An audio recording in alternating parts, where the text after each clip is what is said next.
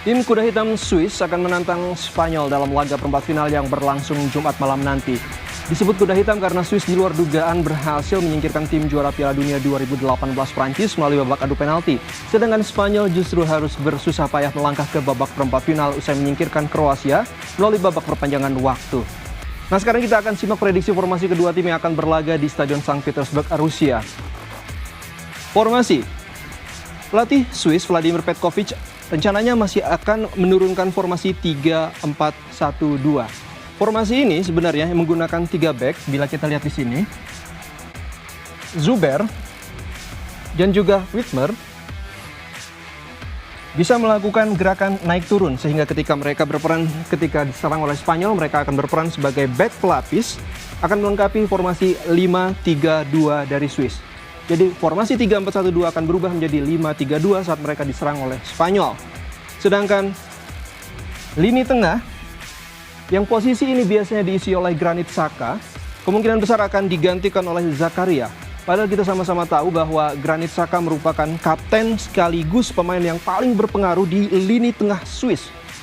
Pada saat 4 laga bermain di Piala Eropa 2020, Granit Xhaka mampu melakukan daya jelajah yang sangat luas hingga 45 km dalam 4 laga. Sayangnya Granit Xhaka tidak bisa bermain di babak perempat final melawan Spanyol nanti karena akumulasi kartu kuning. Sehingga pelatih Petkovic mau tidak mau akan mainkan Zakaria. Dan Zakaria baru sekali bermain di Piala Eropa, itu pun berstatus sebagai pemain cadangan. Nah, kita akan lihat di sini peran dari Xherdan Shaqiri. Xherdan Shaqiri di sini berperan sebagai penyerang lubang. Namun, apabila diserang Spanyol, dia akan membantu melapis Zakaria untuk ke belakang. Sehingga lini tengah Swiss yang kemungkinan besar akan diserang oleh Spanyol, yang menjadi titik lemah di sini adalah Zakaria, akan dilapis oleh Xherdan Shaqiri. Sedangkan duet striker, Petkovic kembali akan mengandalkan Seferovic yang menjadi bomber dari Swiss dengan koleksi 3 golnya, dan juga Embolo yang baru mencetak 1 gol. Sekarang kita akan lihat Spanyol. Tim La Furia Roja akan turun dengan formasi 4-3-3.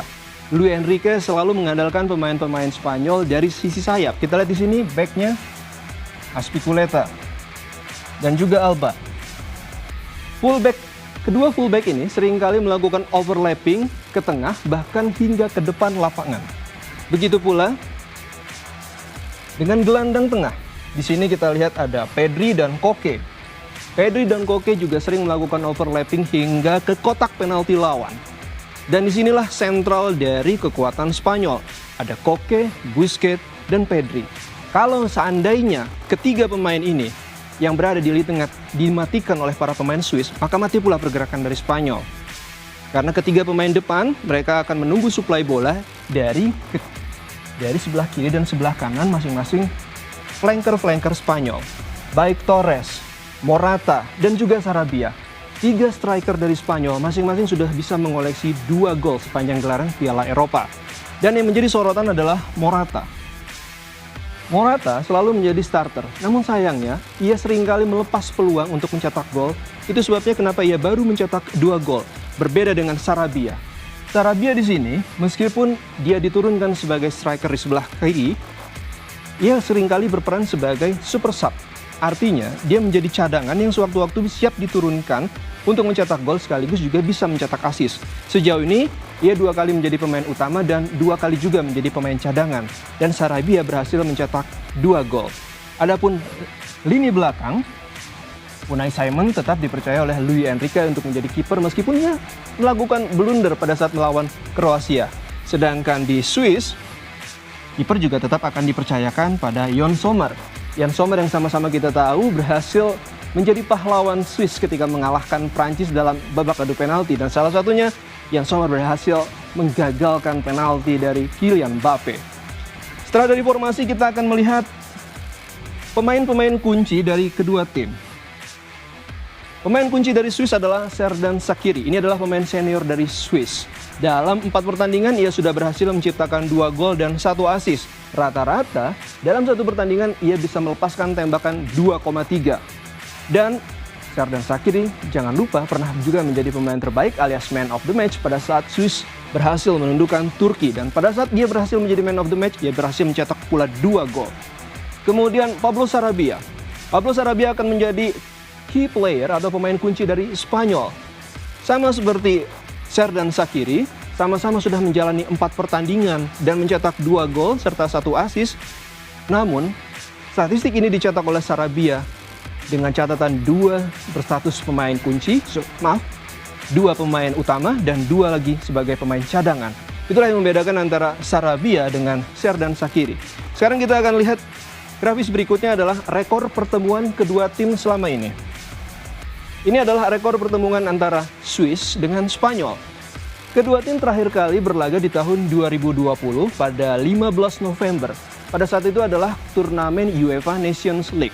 Pada saat itu Swiss berhadapan dengan Spanyol berakhir dengan hasil imbang 1-1. Sedangkan pada pertemuan sebelumnya di tanggal 11 Oktober 2020, Spanyol berhasil menundukkan Swiss 1-0 saat Spanyol menjadi tuan rumah.